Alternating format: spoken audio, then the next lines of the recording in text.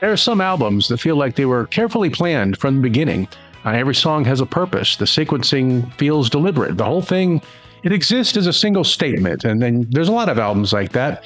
And then there's some records that seem to have happened almost by accident. Songs accumulate, years pass, and somebody eventually looks at everything sitting on the shelf and realizes there might be an album hiding in there. Well, that's pretty much the story of R.E.M's Dead Letter Office. And this was released in 1987. It wasn't a new R.E.M. studio album in the traditional sense. It was a collection of recordings that had accumulated during the band's early years. Think B-sides or outtakes, things like that. Covers that had never, found a permanent home. And coming from an almost any other band, that description might make the record sound like a contractual obligation record, like something the record company made them do just to fill out their contract. But R.E.M. were at an unusual point in their career when this album came out. The band had already established itself as one of the most important groups in American music and college rock in particular. Murmur had been released in '83, Reckoning had followed in 1984, and then Fables came out, followed by Life's Rich Pageant, my favorite one. And their audience had grown steadily, but they hadn't yet crossed completely into the mainstream. That was about to change because later in 1987, Document would arrive, bringing the one I love, It's the End of the World as We Know It, and all that with it. R.E.M. were moving towards the center of American rock, whether they intended to or not. And right before that happened, Dead Letter Office offered a kind of a nifty little look backwards, and that's what makes this record so interesting today. It catches R.E.M. at the precise point where their early history was becoming history, which, if you think about it, that's kind of neat. The title is almost too perfect. I didn't know what it meant at the time, but I learned as soon as I got the record that a dead letter office is where something ends up when it doesn't reach its intended destination. Like, say you send a letter, doesn't get there, it goes to a dead letter office, and it eventually gets put aside, perhaps never to be seen again, kind of forgotten. And that's essentially what happened to many of these recordings. They weren't necessarily bad songs, they just simply weren't part of the plan. And when you hear Dead Letter Office in that context, it becomes less about leftovers and more about what was surrounding R.E.M's official records. And what was surrounding them was pretty interesting. Now, we know R.E.M. came out of Athens, Georgia. It's a place that it became almost as important to their story as the band itself. Athens wasn't New York, it wasn't L.A., it wasn't London. There wasn't an established music industry waiting to tell a band how to behave. So instead, there was a small but unusually creative community of musicians, clubs, and college students. R.E.M., they existed and came up in that environment alongside bands like Pylon, and the relationship between those groups says something important about the world from which they emerged, because, Crazy isn't by R.E.M., it's by Pylon, and that opens up Dead Letter Office, like I said, originally recorded by Pylon as well. And that isn't just an interesting bit of trivia, it kind of places R.E.M. inside a musical community rather than presenting them as four isolated geniuses who appeared out of nowhere. They were part of something that was happening in Athens, and the music of their friends and their contemporaries was kind of part of that world. Very cool in my book.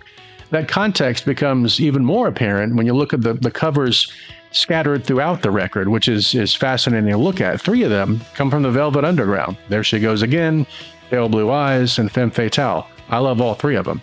The fact that R.E.M. returned to the Velvets repeatedly isn't surprising. What the Velvet Underground represented fit naturally with the kind of band R.E.M. was becoming. There was melody without the conventional polish, emotion without obvious sentimentality, a willingness to let a song, retain a little mystery. Those qualities were already becoming central to R.E.M.'s identity. But what makes the covers interesting is that they don't feel like museum pieces, that, R.E.M. weren't treating these songs like sacred artifacts. They were playing them just because they liked them, and that's an important distinction.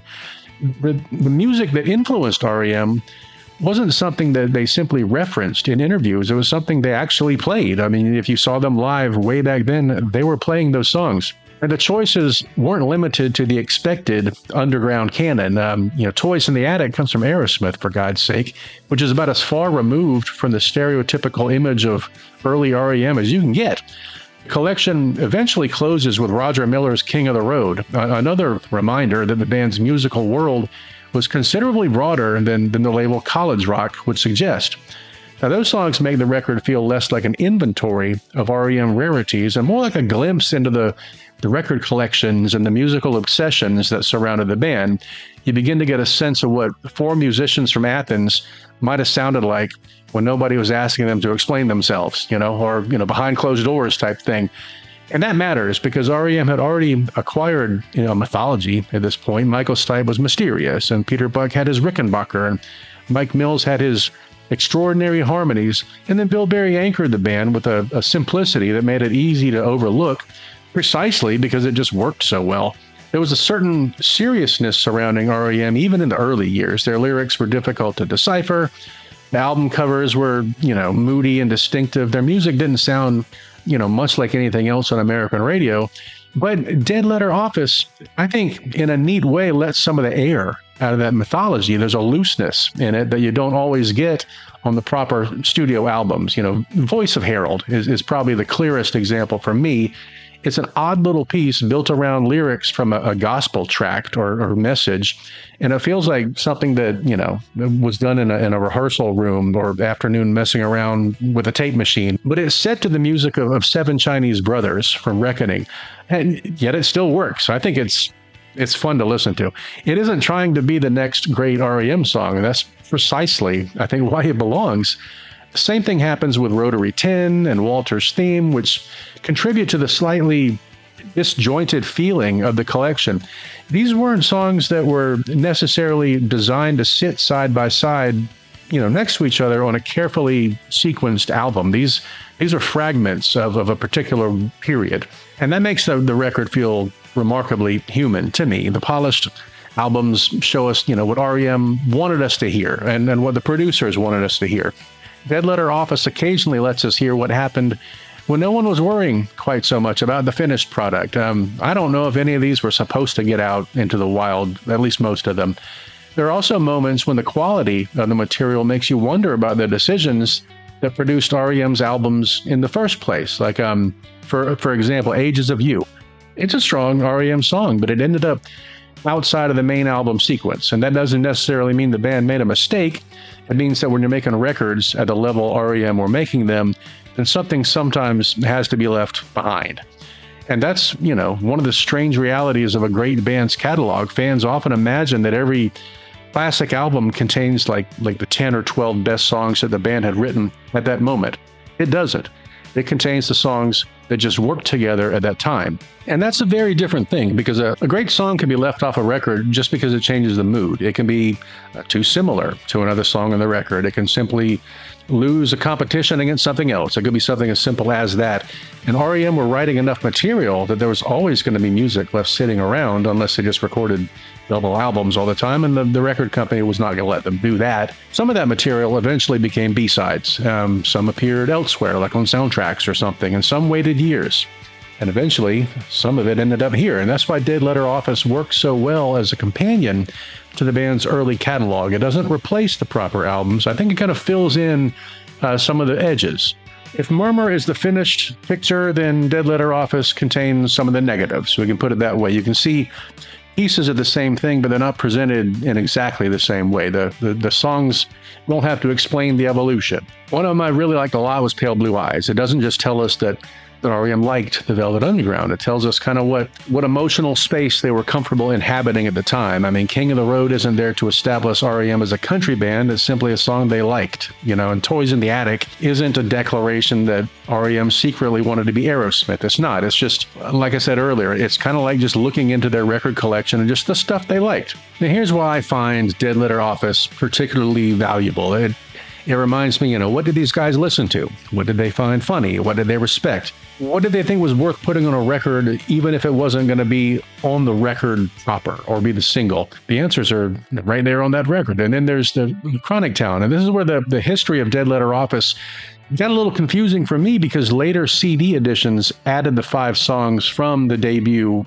These tracks were not part of the original 87 Dead Letter Office release, but their presence on the expanded edition changed the way many fans experience Dead Letter Office, because suddenly now you're hearing the very beginning of R.E.M's story alongside those later B-sides and rarities. And Gardening at Night in particular is a fascinating reminder of just how developed the band's personality already was at that point. R.E.M. didn't simply become R.E.M. on Murmur. They were already becoming that band, and in many ways they already were. Murmur just kind of showed the world what they had become. And the expanded Dead Letter Office lets you hear some of the steps along the way. And that's perhaps where the record becomes most valuable historically.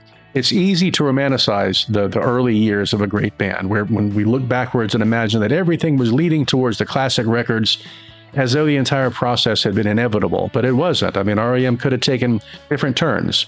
Songs could have developed differently. Other bands could have been more influential later on or something like that. Dead Letter Office kind of preserves some of that uncertainty, and I like that about it. The songs didn't sound like a band that knows it was going to become enormous. It sounds like a band that knows it's onto something, and that's kind of cool. And by the time R.E.M. reached Document, the stakes were really changing. The songs had become bigger.